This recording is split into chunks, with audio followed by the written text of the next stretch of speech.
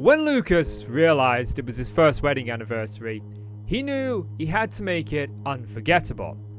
A subtle getaway in an old inn built in the early 1800s was just what he needed. What Lucas didn't know is that he was going to be getting exactly what he wanted, a memorable weekend away with his wife. But it wouldn't be for the reasons he desired. Their night would take a dark turn. A strange, bizarre, and unexplained phenomenon would occur. When they arrived, Mia took one look at the property, feeling a sense of pure joy. The form of the large mansion, to the sprawling trees, and even the private lake. She was so taken aback, she turned to Lucas and exclaimed, "Wow, you do love me, Lucas." And he didn't waste any time, grabbing both suitcases and following his bride into the inn. Inside, it was just like the outside.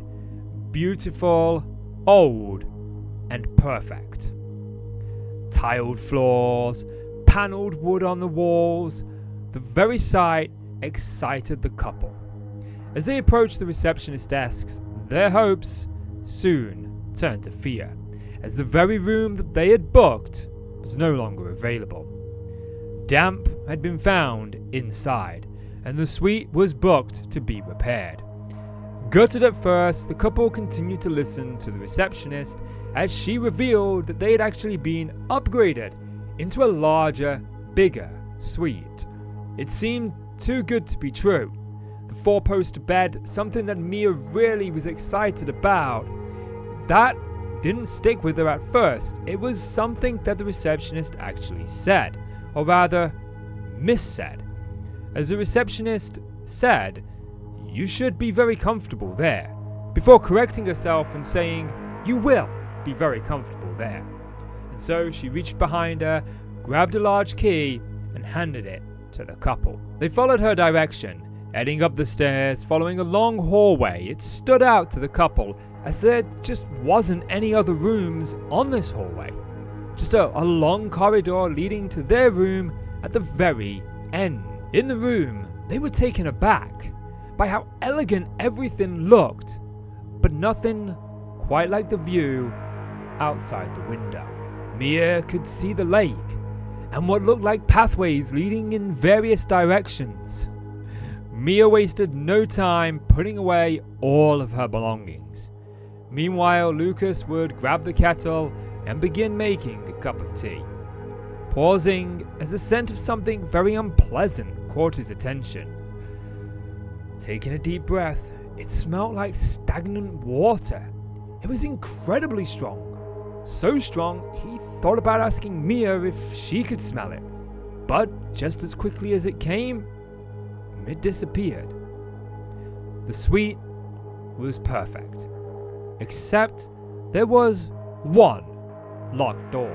After an afternoon of exploring the local area, Mia returned just in time to see the receptionist clocking off. Curious about this locked door, she braved the question, asking about it, but the receptionist didn't answer. Instead, buttoned up her coat and walked right out the door. Her replacement was a tall, skinny man, and he revealed that it was simply to an adjoining room for when couples bring their children. Mia tried to shut it out.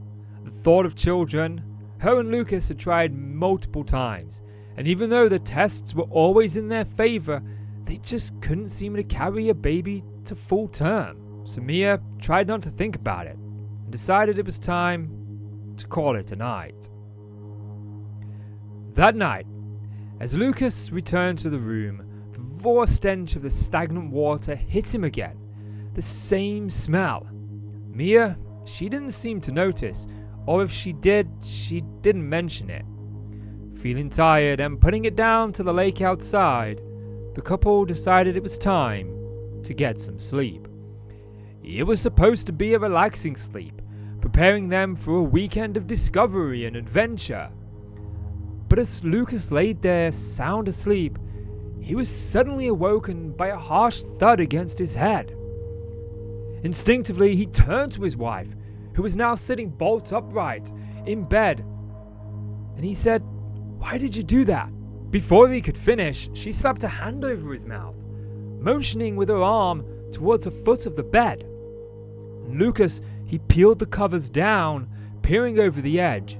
His throat closed as he couldn't believe what his eyes were seeing. Standing there, at the foot of the bed, he could see the silhouette of a woman.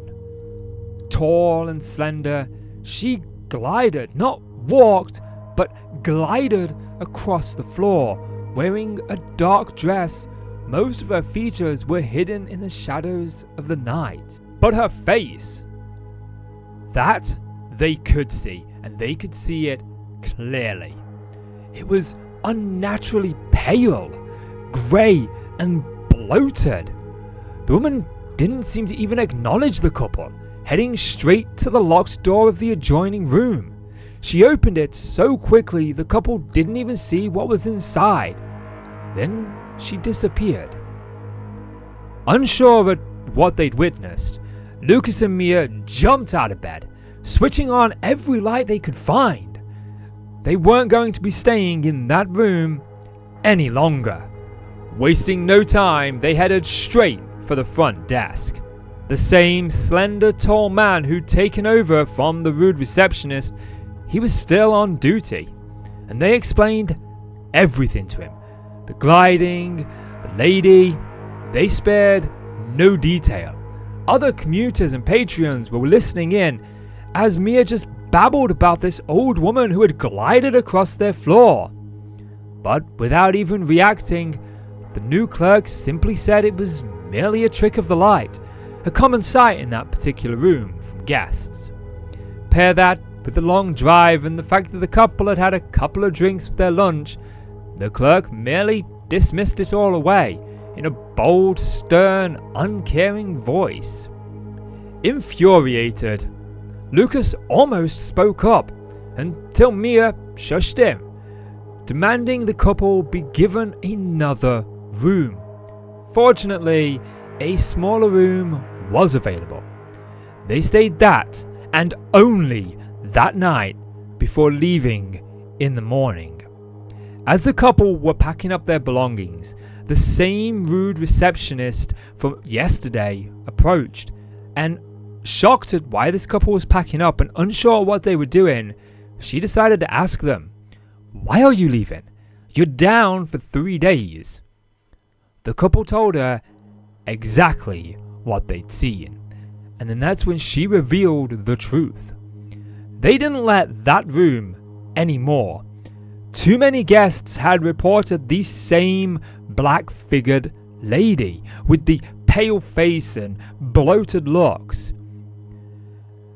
Even the housekeepers who would tend every room in this inn refused point blank to go in that room alone and would only do it if they were accompanied in pairs. And to that end, she revealed that apart from the pair of cleaning ladies that would go into this room, nobody even went down that hallway. They stayed away from that particular room. Because that lady, the figure that Mia and Lucas had seen in that room at the foot of their bed, her name was Lally, a servant who had mothered a child at the very inn.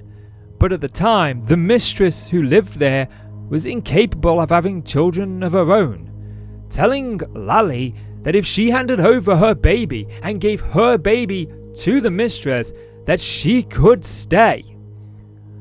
But losing her child, having it taken from her, it was a fate that Lally just couldn't bear. So one day, as the strain got too much, she would take herself down to the lake and begin walking in. And as she got deeper and deeper and the water consumed her, she would eventually let it in and she would drown, passing away in that very lake. The very lake that the couple could see outside their bedroom window. And the gliding, well, as it turns out, the floor of that room at the time that Lally was there was actually about 6 inches lower. So where the couple could see her gliding, she was actually walking. It's just when she was there, the floor was half a foot lower. So by the time all this was done, Miriam and Lucas definitely had an unforgettable experience on their wedding anniversary, but it wasn't the one that they wanted. So if you've made it to the end of this video, let me know down below what you think to this story. This is a true ghost story, and this channel is all about the strange and the mysterious, from ghosts to UFOs to even missing people. If it's got a strange sense to it, then I'll be making videos on it right here on this channel. So make sure that you like and subscribe, and I will see you in the next one.